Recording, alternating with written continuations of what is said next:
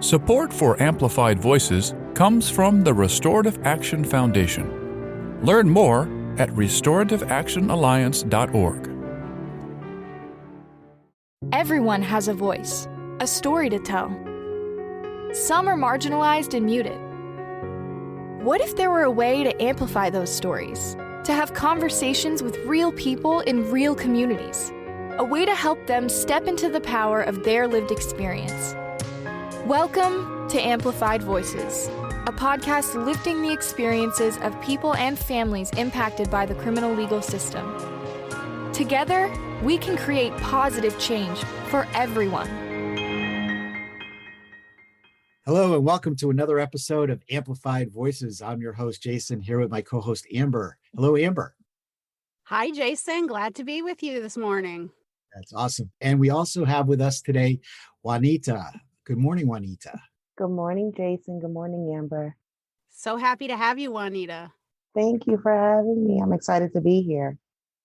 So we usually start with the same first question, and that is, can you tell us a little bit about your life before entering the criminal legal system and what your life is like now?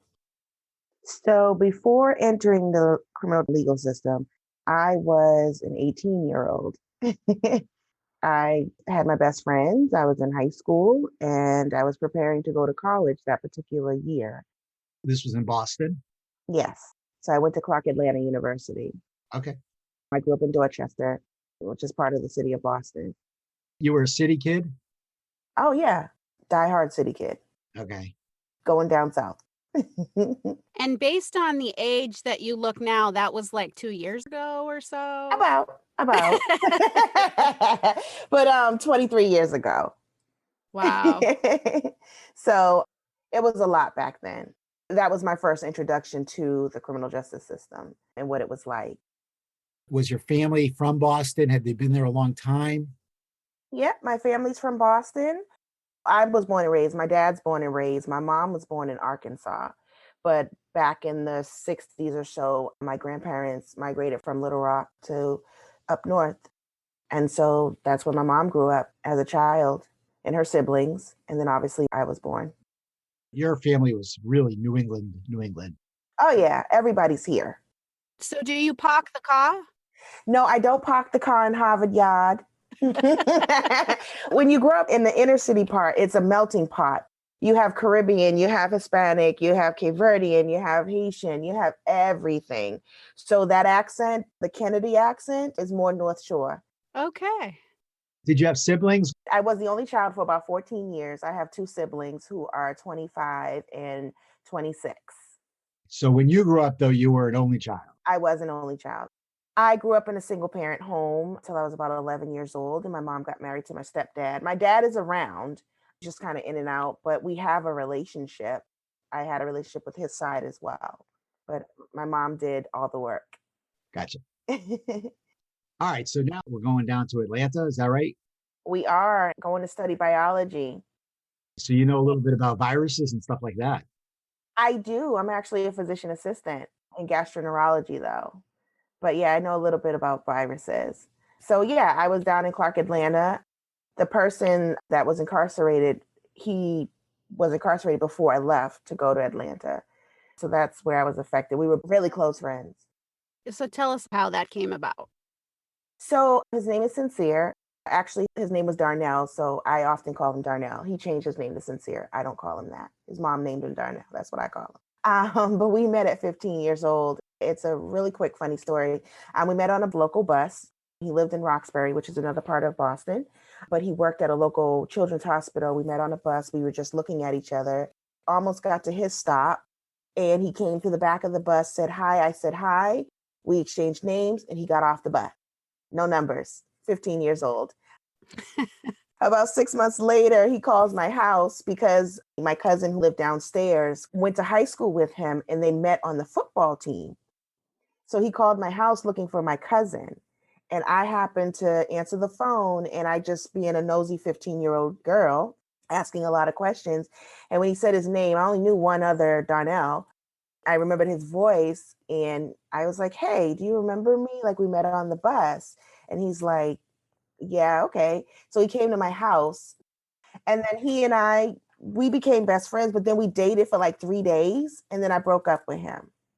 He's still hurt 23 years later. He needs to get over it. But in that process, he had like a sort of tumultuous home life. So he always spent time at my house and he got to know my mom really well. And he was always at my house. We did everything. He ate dinner with us. He even babysat my siblings. My mom was like a mom to him. And so then one day when I was going off to college, had a graduation party, that was the day he got arrested. And we didn't hear from him. He was in my house so much that when we did not hear from him, we knew something was amiss. And so my mom went to find out what was going on, and she ended up finding out he got arrested. We talked with him, obviously, while he was incarcerated. We got letters. But from that time point, we never saw each other again physically. And so how old was he at that time? We were both 18. Okay. He got arrested and charged with conspiracy to purchase and sell firearms across state. Virginia was the state. Before he moved to Boston, he lived in Lynchburg, Virginia with his mom and had a not so great childhood. So dad got custody, and that's how we met in Boston. He was born in Boston. So from 15 to 18, you would become friendly. He was somebody that you saw around all the time. All the time, yeah. All of a sudden he disappears. And this is your first time actually experiencing somebody Incarcerated, yeah. So what's going on in your mind? Like, are you freaking out? Yeah, because, we didn't know what happened. We didn't know what was going on. He shared things with my mom, but he didn't share some things with me. He spent a lot of time with my mom. I was a cheerleader at the time doing a lot of sports and stuff. But my mom, because she took him and my cousin to sports, they spent a lot of time together. So there are things about his relationship, like with his mom, that he told her that he didn't want to share with me, and fear that maybe as a kid, because we were kids, that I would reject him or take pity on him. We talk about this now, take pity on him. And he didn't want anyone having pity on him. He was someone who, because of the relationship between himself and his father, himself and his mom, he just learned to be really independent.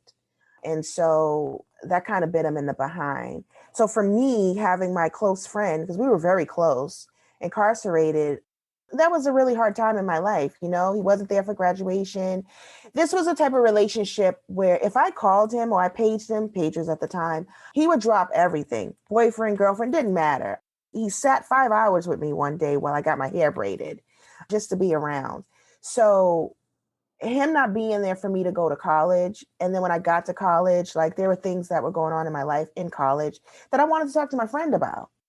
It's funny because years later, I did read to him my diary inserts about how I missed my friend. But we wrote back and forth for 8 years. Were you mad at him? Were you upset with him? I was. There's a period of time where we disconnected, and I'll get into that later. But when we reconnected, I expressed myself. I was very mad. I didn't understand. At that time, at 18, I didn't understand. He got 45 years. So at 18 years old, I don't understand what 45 years is. I know it's a long time. And I told him, I'll see you next lifetime, which hurt his feelings. I didn't know. How do you maintain a friendship with someone doing prison time for 45 years? Right. But I tried my hardest to keep him with me as I was in college. And then I went off to grad school. And, at some point, though, life hit 8 years later. I tried, and then I disappeared. So for you, at this point, you're going to school, you're upset about it, you're trying to keep in touch with him. The funny thing is, I would write him 5 and 6 page letters and literally tell him everything. I mean, I told him things that I wouldn't tell anybody else. Life was going on, but I tried to include him in the things that I was doing in college. Even people I was dating, I would write to him about. And I have all his letters still. He wrote to me in November of 1999 when he finally got sentenced. He took a plea for something else, but I'll explain it later. The first sentence was, I don't want you to be upset. I want you to focus on your education, your school. So don't worry about me. And then he told me about the 45 years. And he's like, but I want you to do your best. This is a 19-year-old kid, right? Telling me that. Yeah, wow. And I have that letter. He just wanted me to do my best. He knew I was really intelligent because I am. He was pushing me to do well. He couldn't be there, but. And so as you're like receiving this communication from him and realizing at this point that your friend, who seems pretty much like such a close friend that he's part of the family, I mean, eating dinner and, having a relationship with your cousin and your mom and all of that, you get this communication. He's saying, I'm going to be serving 45 years. I took a plea. At that moment, what kind of understanding did you have of the criminal legal system? I mean, I knew nothing about the criminal legal system at all. Like I said, I was just this 18-year-old kid who was just like, okay, my friend's going away. Even then, I didn't even realize what he was going away for. A couple of years later, I talked with him about it and found out what he really went away for. But back then, I was just like, my friend's gone. I don't really understand. I'm going off to college. I think my mom dealt with it more on the what can I do part versus me, who was just like, okay, well, I'll write to you and I'll try and keep this going. Right. That was my thought process. It didn't immediately go to, okay, well, we need to do this and do that. I had no clue. I'm like, okay, well, you got in trouble. I don't really understand why. I don't even think I asked him, like, why didn't you say anything to us? We just literally wrote back and forth as if this thing was going forward. Right. Life was going on. I missed him. I told him that. I wrote about it. But I was in college doing my thing, having fun. I told people about him. But my thought process was not, we need to get a lawyer. We need to do, the things that I think of now. Right. You kind of evolved to that. I definitely have. Yeah. Now at this point, you're 18, 19 years old. You're going to college. Were you close enough to visit at this point? He was in Virginia. He didn't want me to come visit. And to be honest with you, I didn't want to see him that way. But he didn't want me to come. My mom did try to come, but he got in trouble and got put in a hole. So the night before she was supposed to see him, they called her and told her she couldn't see him. And she just cried her eyes out. Mm. My mom would tell you that she mourned his incarceration like a child lost because they were that close. Even now, when we talk about it, she cries. It's just something that she can't get past without crying. She remembered more than me because, again, I went off to college and I was living the college life. She wanted to do something, but at the time she had 2 younger children. She didn't have the money to help in the way that, you would think that you want to help, like a lawyer, just something. She didn't have the means for that. So that hurt her too. For me, we just went on as friends. So do you think, looking back, are there things that could have been done differently, either by him, by you, by the system, that would have resulted in a different outcome? Yeah, I definitely think so. It's so funny you're asking all these questions that we've delved into multiple times. And I've thought about very recently over the last couple of years. One thing I said to him was, why didn't you tell us what was going on at home? Real quick, his father had called the probation officer on him when he left his dad's house. They weren't getting along, so he went to live with another family member. And that sent him back at 17 to Virginia, where he left and where the trouble had begun, as an adolescent. And I said to him, why didn't you tell us these things? You could have stayed with us. We could have done something at that point. So when he was living down in Virginia, it wasn't the best circumstances, and he basically escaped up to Boston with family. And while he was there, he was sent back to Virginia and put back into that situation where, if you had known about it, you might have been able to give him an alternative arrangement. Yeah. There's a stark contrast between who he was before age 14 and who he was after age 14. Before age 14, he was in and out of juvenile detention for fighting, missing school, got expelled from every school. Him and his mom didn't have a great relationship. His father figure at the time, his grandfather had died when he was 8, and he admits that after that, everything went downhill. And just some context, he was born to teenage parents. His father was 14 when he was born. His mother was 17. And she took him from Boston, from his dad, which I've had a conversation with his stepmom and his dad about this, when he was around maybe 5, and moved him to Lynchburg. And his mom was in an abusive relationship. His mother at some point was abusive towards him verbally. And so that was his life before 14. So at 14, he would tell you that a judge was a reprieve for him and had his father take custody. And then from 14 to 17, he was a football player, track star. He was a teen peer educator. That's where he was going when we met, to his job. His grandmother was a Massachusetts state representative here for 30 years. She just retired in 2016. So he worked with her on her campaign, very close to her.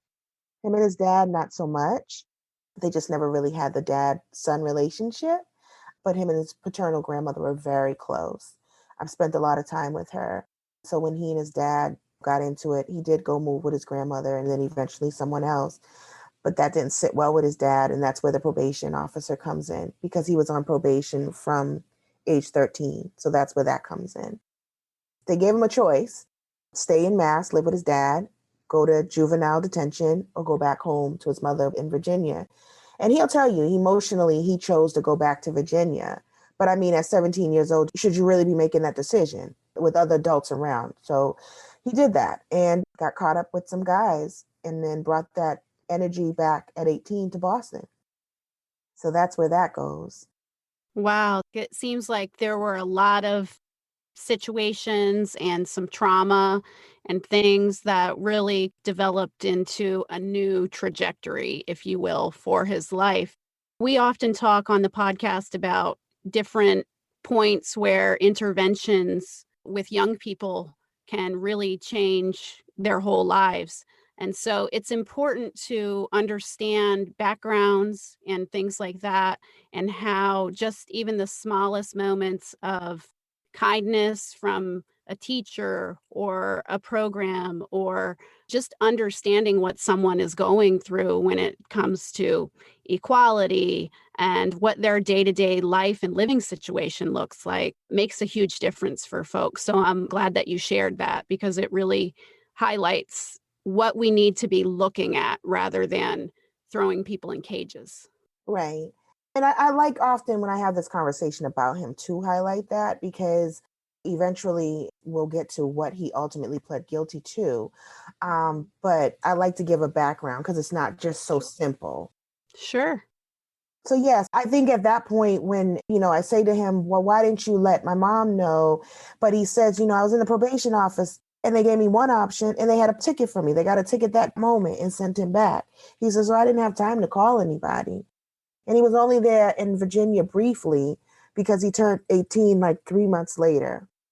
And then at that moment, he was absolutely a fully functioning adult, right? At 8, Right, but right. I always like to say that, like, one moment you're 17 and you just can't make decisions or whatnot. And then the next moment you're 18 and, your youth is gone. Right. Yeah. You could pay rent, Right. take care of yourself. You know how to do your taxes. 18. Right. Yeah. The problem was when he was here, he was in a youth program that we have here for young African-American boys. But he met a friend there or associate there who would end up being a part of what brought him down. So when he came back from Virginia, he linked up with this group again. He didn't go back home to like dad or anything. And his dad will tell you he didn't know he was even in Boston. He saw him walking down the street one day. And that's how he knew his son was back in Boston. But anyway, he linked up with these guys. I guess he told them that he knew how to buy guns in Virginia because he met some people there and he had done it before to make money. 18, fast money. That's what you want at 18, right? Right. He was applying for work and eventually he did get a job. But the point is, quick money. So they hatched a plan to go to Virginia. And so he and an associate, in July of 98, unbeknownst to myself or anyone else, went back to Virginia to go buy guns. And in the process, he's 18 years old, so he can now live on his own, do his own thing, but he doesn't have a tremendous amount of resources. So he's trying for easy money, not really thinking through all the consequences. So the idea is they're going to make some money by getting some guns and selling them in Boston. yeah, quick money.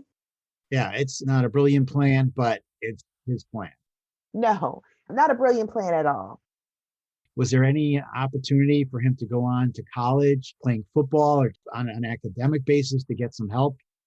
Not really. And I asked him, did you want to go to college at that point? Because he'd gone on a college tour. But he was like, I wasn't really thinking about it like that. He had gotten an internship, Gillette, the razor companies here in South Boston. He worked there and had gotten an internship that he potentially could have worked at the company after high school. But he wasn't a football star or a track star, but he was really good at speaking. He was really good at educating others, teens, about drugs and sexually transmitted diseases. That's what his niche was, because his father and his grandma were community activists. And that is actually some of the work that his dad was doing in the community for one of our children's hospitals here. So he was really good at that stuff. But he decided that that just wasn't for him at that point. It was easier to make the fast money. While he applied for a job, and while applying for the job, he had some money that he made. And then the guys were interested in, making money. So he's like, okay, I can connect you guys, because he's like, I didn't need it at that time. I was getting a job, but I had the connect. Okay. Mm-hmm. Mm-hmm. At this point, he's living on his own. He's not going back to dad. Yeah. Right. I don't know how to survive like that, but he knew how to survive because he'd done it before he was 14 years old. So really, he's acting like a business developer. He's putting people together. Yeah, That's what he's doing. He's got business development skills. he does. And it's funny because now that we talk, he has a whole business plan of what he'd like to do when he gets out. So he had that mindset then. So anyway, he and the other guy go to Virginia, July. Let's keep in mind, this is 4 months after turning 18. He's basically 17. Right. Right. They go, they meet the connect. He introduces them. He goes to his mom's house. In the process of the exchange, the associate that he came with gets murdered, but he wasn't there. And he has maintained his innocence to this day. He doesn't know who did it because he wasn't there. He was at his mom's at the time. But then when he went back to meet, he saw him dead. So he went back to his mom's house and he didn't say anything. He's thinking, how am I going to get out of this? This is not what the plan was. So he ultimately comes up with a dumb plan. And I'm going to say that. And I said it to him, so it's not a surprise, to burn the car that had the victim in it. Ugh. He's like, I just wanted to disassociate myself from this, period. Takes his stuff out. And he admitted to that. That's the other thing. He admits to that. He's a bad liar. So he admitted to that. And then he gets on a plane back to Boston. Now, people who buy guns usually have guns. I always say that. So when they went, he had a gun, and I think his associate had a gun. I'm not clear. But he gives his mother's boyfriend the gun because he can't get on the plane with it. And he goes off. The mother's boyfriend gives the gun to some friend that did some work on his car or something like that. I don't know. Gives it away. Darnell is then questioned twice in mass. The second time he turns himself in because he knew they were asking questions about the gun sales. That's when he's arrested. And that was August 24th of 1998. That was my graduation party day too. Wow. So initially he's charged with the conspiracy to purchase guns. And then at some point he gets charged with capital murder, robbery, arson, and use of a firearm in the commission of a felony. He said one night they woke him up and gave him new charges. So he planned from 98 to 99 to go to trial because his mom was his alibi. He knew he wasn't there. He has been adamant for 23 years that he was not there. He turned down multiple pleas. He was going to fight for this. A month before his trial, so August of 1999, so a year to the date that he got arrested, his mom says that she can't testify for him because she no longer remembers the details. And I don't know if you've ever seen the SpongeBob meme where it's just going like this, No. and he's just in a daze. Okay, well, there was this funny meme. He said it reminds him of just sitting in a meme and the room is spinning. He's like, I don't even know what else she said. Because at that point, he was like, I'm being told I'm going to get the death penalty. Right. At 19 years old. And this person is telling me that she can't remember any more details. Now, in between this, I guess her boyfriend's car got shot up while Darnell was in prison. Right. Now, mind you, Darnell wasn't a shot caller or anything like that. He just wasn't that type. They did ask him, did he know anything about it? And he's like, no, how? I'm in prison. So End of the day, she said she couldn't remember. They came to him with a plea for first degree arson and firearm, 45 years. And in his plea deal, the judge asked him, do you plead guilty to this? He's like, no. He pled guilty to the arson, but he's signing the plea because it's in his best interest. So before we go much further, I have to ask this question. This is Virginia, correct? Yes. From your perspective, has race played a role in his treatment by the Commonwealth of Virginia at this phase? I would probably say, yeah. His associate was not African American. His associate was white.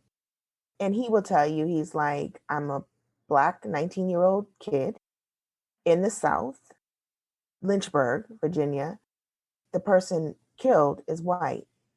He's like, they want to make an example. There was only circumstantial evidence. And in actuality, if you read the plea, there wasn't enough evidence to actually charge him with capital murder. They couldn't prove the robbery.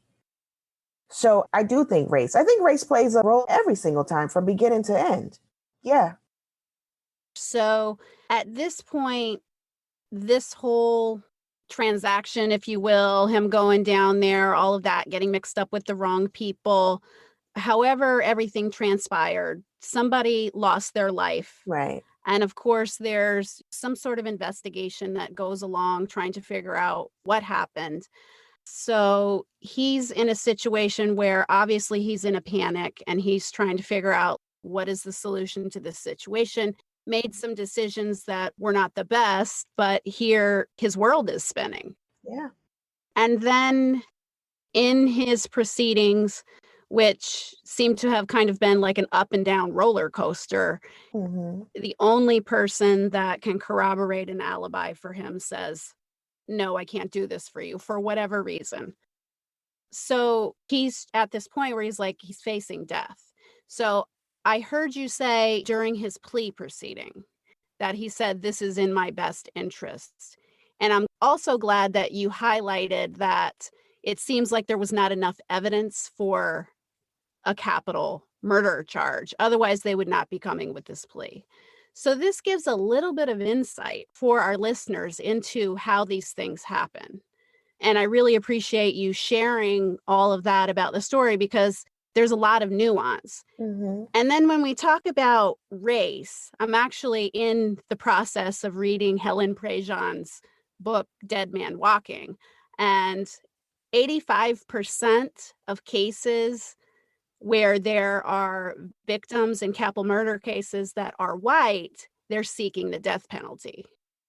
So when you're thinking about all of those things, and he's thinking about, here I am in the South as a Black male, this is a terrifying situation. So I always like to highlight, especially since we're really in the process of trying to have people really understand and empathize with what goes on in the criminal legal system, these plea deals and why someone would take a plea deal. So thank you for sharing that. Yeah. So he ends up signing the plea for the 45 years for first degree arson and homicide. And then he says after he signed, his lawyer went on TV and said that there wasn't enough evidence to convict for a capital murder. And even in a plea deal, it says that they couldn't prove robbery at all because both he and the victim had money. So then when he sat there and he listened to that, in essence, he could have still gone to trial because that's what they were charging with. He said his lawyer knew that, but they didn't say that to him. What they said was, if you go to trial, you can get the death penalty. So he said, in hindsight, if he knew then what he knows now, he would not have signed a plea deal. But he said, I was a kid and I'm being told I'm going to die. So he figured under the guidelines that they showed him, which he said ended up not being up to date, he figured, okay, well, if I make this decision, I'll be out in like maybe 20 years, if that. Well, here we are, year 23 started. It affects him to this day, even when we have the conversation, because he's like, I didn't murder this person. I did the arson because I didn't know what else to do. He's like, but even still, whether I did it or not, I set up the meeting. I told them about the guns. So he takes responsibility. I want to be clear about that because if anyone's listening, he takes responsibility for the role that he had in connecting the person with the other people. Mm-hmm. And that is what bothers him, because if he had not, this would not have been the situation. And so, that's got to weigh heavily on him. There's the accountability aspect to the law, Right. but then there's the accountability to yourself, and to know if you're that age and you've done that, you have some responsibility in what happened. That's got to be a very heavy burden to carry that he's never really been able to process. Exactly. And so I wish you guys could have a conversation with him. He's like, every day I've lived this over and over again, and I can't take it back. And so then he grew up in prison. Yeah, because he's 18, 19 years old going into a prison system. Yeah. And you were communicating with him through that time. Tell us a little bit about, what that looked like. So it's funny because I compare our emails and stuff now to my letters then. And we're talking about a kid to a grown man. Mm-hmm. You can see the transition. Then he was in denial of the time that he received, because he would write me and say, when I get out, we're going to go this place. I'm going to take you here. But I'm like 45 years, right? But I'm writing back like, okay, cool, not thinking about it. He was always hyper vigilant. There was always going to be a fight or something. Had to watch his back, people trying him, having to prove himself. 1920, you're proving yourself in prison so that you can survive, essentially. Right. And he spent many years in denial of the time he received. He used to write and say, I want to come home. I can't wait till I get home. And then I guess finally at some point it hit him. You're not coming home. Yeah. So anger, for a little while, there was some anger, depression in the letters he wrote. Anger at the loss of relationships, friendships, not having freedom, living in this cell wall, being able to write me on one piece of paper and I got to wait till I get stamps again. Mm-hmm. Can you send me money? Are you his biggest lifeline? Yeah. What has that done in terms of relationships that you've had with other people, and what kind of impact? So I'm actually married, and I told my husband about him a long time ago. We disconnected for about 10 years, from age 26 after grad school to 36. And then I went looking for him. In my mind, I told my friend I'd be with him for 45 years. So I went looking for him, and I told my husband about him. I've explained our relationship, how close we were. I'm his power of attorney. I'm his emergency contact. And these are things I got in place last year. We've been in contact 4 years, but 3 of those years on and off. And I think on and off because I wasn't in a place where I could be who I am right now for him today. How long have you been married? 6 years, but we've been together 15 years. Okay. Yeah. And it's funny because the time that I met my husband is the time when Darnell and I separated, where I just kind of went on about my life at that point at 26. Yeah. So, that makes a lot of sense. Like, you've invested a ton of emotional energy into Darnell, who, if he'd been out, he would have been a friend of yours. Who knows what would have happened? Yeah. But like we just said, you're his lifeline. So that relationship is so important. You carry that. And then letting that go for a few years freed you up to go and find the person you were going to be with. You were able to get married. And I'm just curious how that ends up factoring in when you bring Darnell back into your life. Well, he's looking forward to being an uncle. He's looking forward to my mom cooking for him because I don't cook. I'm allergic to kitchen. Oh, me too. Me too. Okay, thank you. He's looking forward to actually meeting my husband, because the one thing he always said, and he would always write to me, is he is very happy that I have someone to support me and that treats me well. Because there are things that I went through that I didn't necessarily say till recently. And it really caused an emotional effect on him. Right.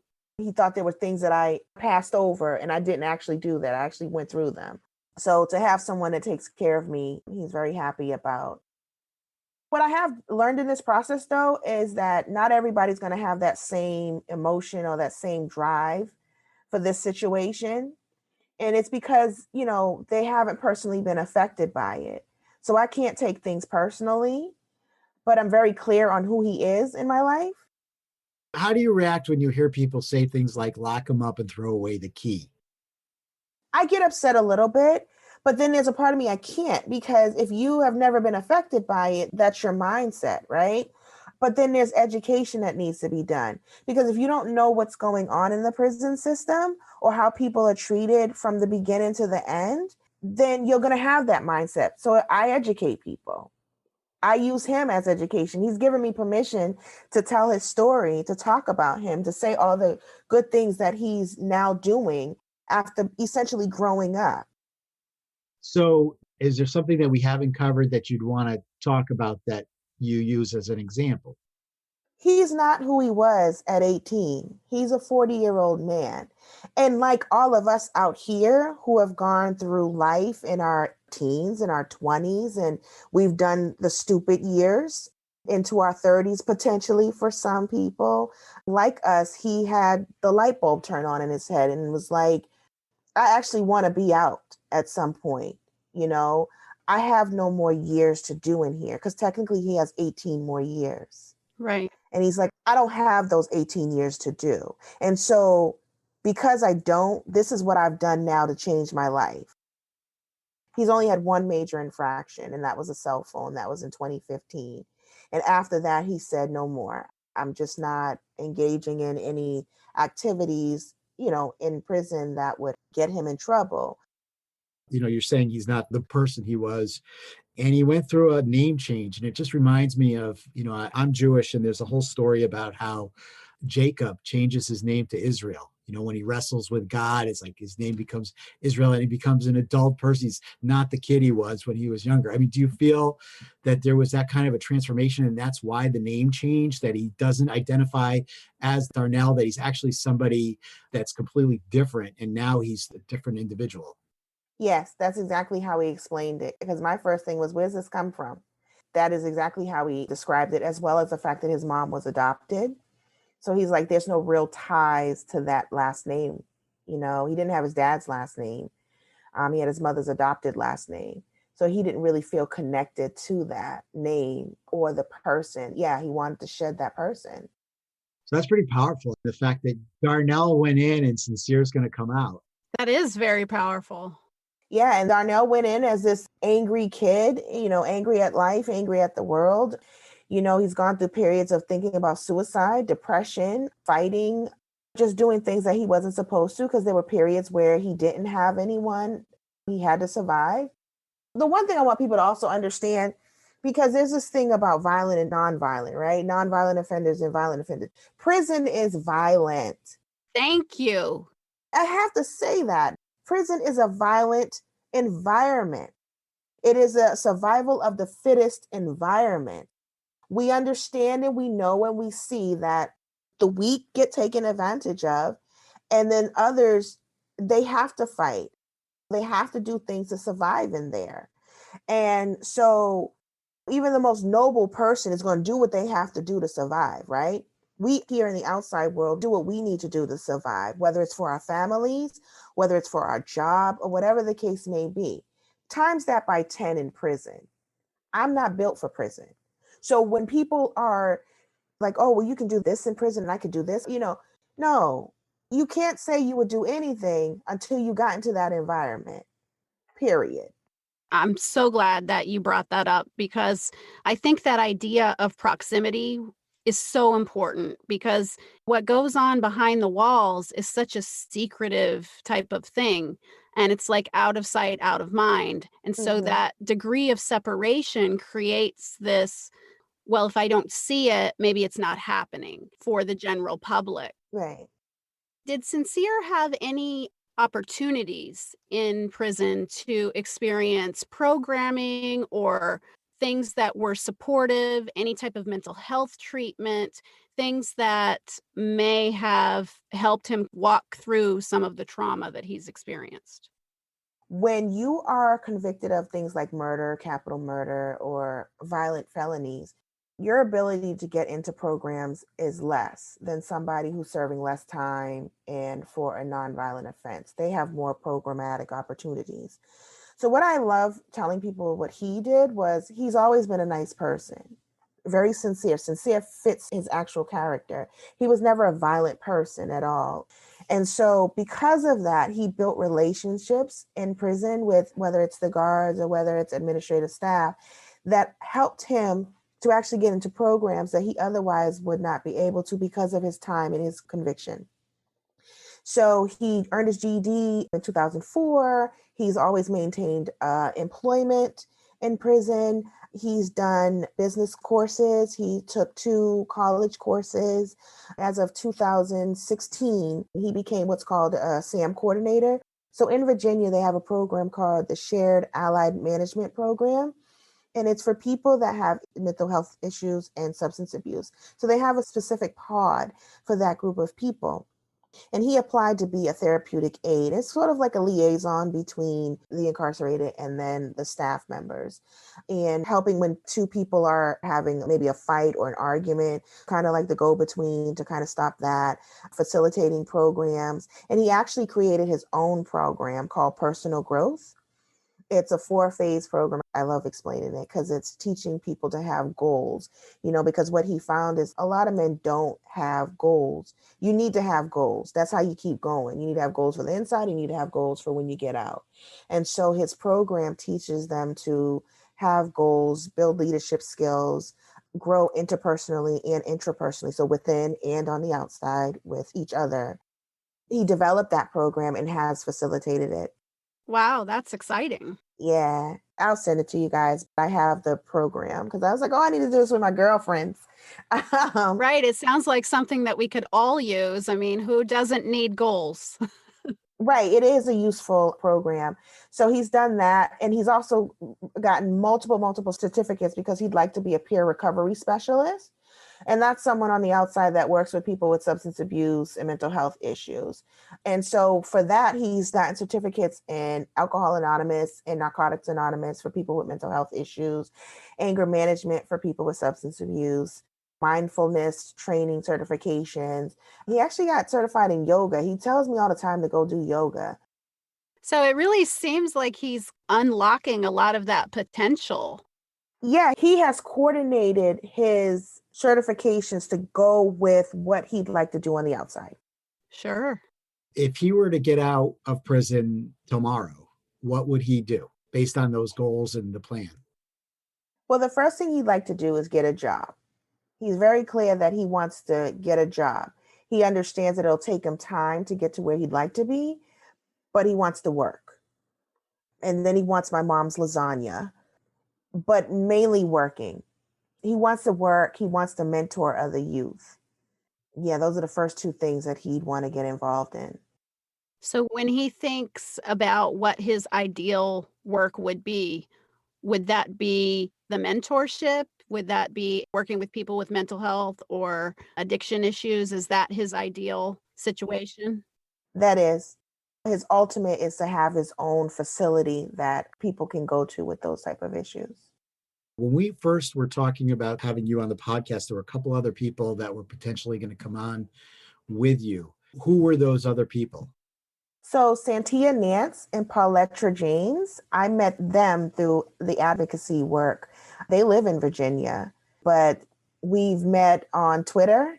I kind of like hanging out on Twitter. Amber knows I'm on Twitter. I know that. So Santia and I met because her story is sort of similar. And then Paula and I met through some of the stuff on Facebook. And we created a group called Sisters in Prison Reform. We call it the SIP because all 3 of us have our loved ones who are serving time greater than 10 years behind the walls. So what is the 30-second elevator speech for SIP? So basically, our goal is to be a voice for those who have been sentenced to 10 plus years behind the walls, who are often forgotten in reform. Reform is for nonviolent, and these are people who are not violent individuals and deserve a second chance. They've been gone for decades. It's time to let them out. They've worked and rehabilitated. They've grown up, in essence, and it's time to let them out. They have families. And so we want to be their voice. We want to shout for them, advocate for legislative change. I think I did see recently that you were involved in some efforts, doing some advocacy, and there was some disappointment there. Would you like to talk a little bit about that? Yeah, so yesterday, Senator John Edwards in Virginia proposed Senate Bill 1370 for parole. Virginia abolished parole back in 1995. And that bill yesterday on the Senate was passed by indefinitely for more study by the Crime Commission. The problem is the Crime Commission has studied this parole for the last 25 years, 100 million times. And you don't need 100 million studies to tell you that warehousing people is not how you punish people. They go in, they serve their time. If they want to, they do programs that are available for them. They show that they've been rehabilitated, and that's by doing their program, staying out of trouble. And then you let them out, parole them into society where they can be functioning adults. And so they passed it by again. And I just don't think that they're ready for a big change. I mean, they're moving forward with mandatory minimums. In the Senate, Senator Edwards did propose mandatory minimums for all, but not retroactive. So again, that's amazing, but you still have people right now, 41% of African Americans in Virginia prison who have been incarcerated for mandatory minimums. What about them? Right. I think it's great you want to do things for the future, but you've got a whole generation of people that are still incarcerated because of laws that we know were wrong. They were racist. And so that's what the SIP likes to point attention to. So I'm really glad that you are bringing attention to that. And I want to call attention to the journey and the disappointment sometimes that comes with advocacy. Sometimes there are wins, sometimes there are losses, and there's small step forward and really kind of picking yourself back up and playing the long game. I know that you guys are doing that, but it is important to acknowledge the disappointment and take care of yourself and things like that. This is something that I have definitely learned in my time in advocacy, because it can be very disappointing when you stand in front of people and you say, this is what happened to me and this is my story. And sometimes you get an idealist view that if legislators just knew what was happening, they would definitely change their mind. But, I've had sometimes people agree with me behind closed doors and then just say, I'm sorry, there's nothing I can do. So it is groups like SIP and other groups that are out there that continue doing that hard work and that hard organizing and speaking up that are going to make the change. But it is a long game. So I wanted to call attention. Yeah. How old is Sincere now? He'll be 41 in March. So his risk of having serious complications with COVID are not. He had COVID. He had COVID. He did. He's asthmatic and he had COVID. His whole pod had COVID. And he kept saying he had some shortness of breath. He needed to use his inhaler more often. And then he tested positive for COVID. That really bummed him out because it was right before the new year. And so he's like, I'm going into the new year with COVID. He's better now. He does have some residual effects with shortness of breath and a little bit of a cough, but he's better now. I'm sorry to hear it. I'm not surprised. We've seen across the country so many prisons having these outbreaks. In Connecticut, we're a small state and there have been 19 deaths, and it's just horrific. Yeah. So I'm sorry. And it must be very, very scary for him. Yeah. One of the things I'm just thinking about that I've never really thought about is even in prison, you form friendships. And even if he's okay, he might end up seeing somebody else become really sick or possibly dying because of COVID. And that has to take an emotional toll too.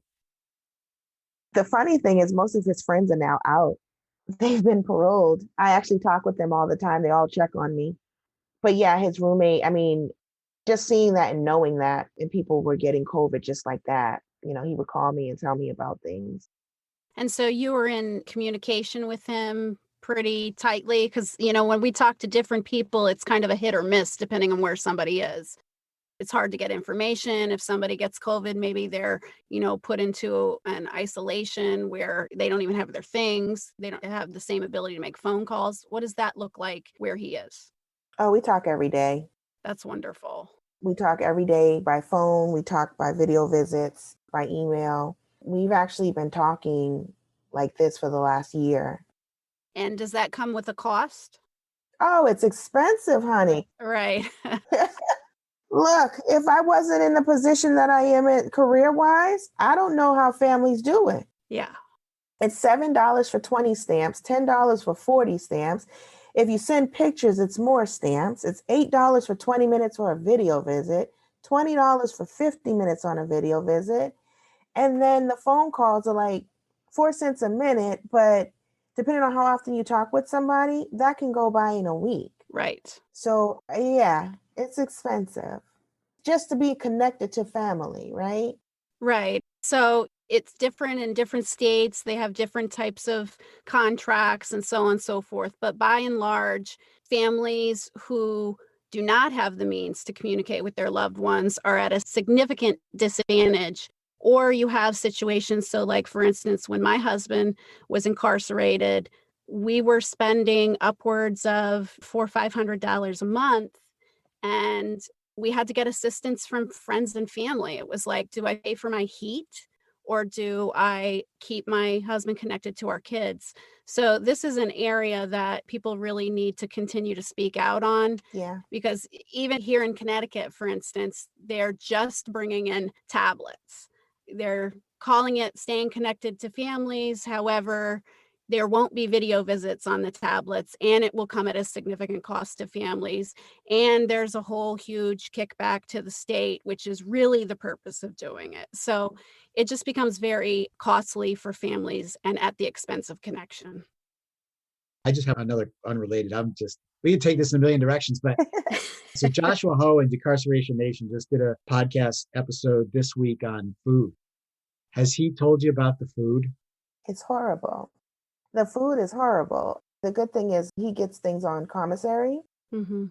He essentially, for the last year, because I've been listening to him and what he cooks, if it's not something like a taco or whatever it is that they make, then he eats rice and fish.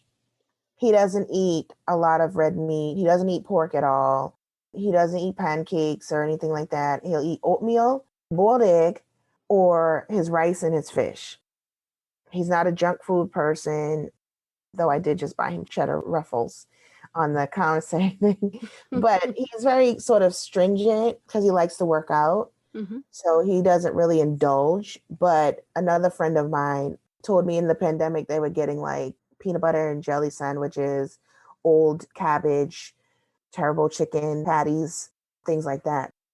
We've talked for a while. Before we end, my question is there anything big that we've missed? And also, Amber mentioned the organization. Do you want to plug that or anything else? Anything you want, you could tell us what's important to you. Well, I spent 9 months this past summer putting together his pardon. I essentially learned how to be a lawyer and I put it together all by myself. And so I put that in November. So hopefully somebody sees it. Governor Northam sees it. I'm very proud of it. The Sisters in Prison Reform, we do have a website, SISTASIN, prisonreform.com. Yes. Okay.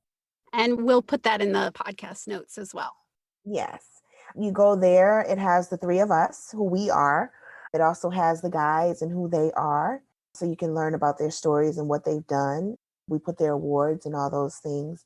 I would like to say that Sincere has gotten a number of awards in leadership in his help to other incarcerated people. He got a giving award, meaning giving of himself and his time.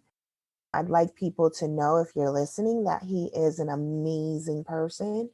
And we often say that our decade apart was for us to grow as individuals in order for me to come back and pick him back up so I can bring him home. So I'd like people to know that he is not a violent individual. He is a person of his circumstance, and he will tell you that prison is what helped him, because who knows what he might have been going down and the things that he'd gotten into, but it is not all who he is. He's a man now. And, I think about rehab. I kind of think that's useful for someone that might have been doing things multiple times or multiple in and out, but he was a kid. And so I say he's grown up, right? Right. He's grown up. Unfortunately, in prison, he had to learn how to be a man and responsibility and all those things in prison. And so who he is today is amazing, and he deserves to be out. So think about that when we're using terms like violent and nonviolent. Look at the individual story. We can't lump people together. I thank you guys for listening. I'm so glad that you spent time with us today and really highlighted his story, your story. I think that the work that you're doing is amazing. And I just am so thrilled that you highlighted the violent, nonviolent, because we as a country have really gone down that road. And what I always like to say is violence is not a state of being. Violence is behavior. It's a moment in time. It happens in context. And so to be labeling people as violent, nonviolent, this type of offense, that type of offense is exactly the wrong strategy. So thank you so much for sharing that, sharing your story and being with us. Jason, did you have any last thoughts? I thank you, Juanita, for being here and sharing the journey from Darnell to Sincere. And it was a pleasure to talk with you. And I hope people do check out your website. These men should be with us on this side. Mm-hmm. Yeah. We are certainly going to be pulling for you and pulling for Sincere and all of our brothers and sisters behind the walls who have done that hard work and should be with us. So thank you again. Thank you. Until next time, Amber. We'll see you next time.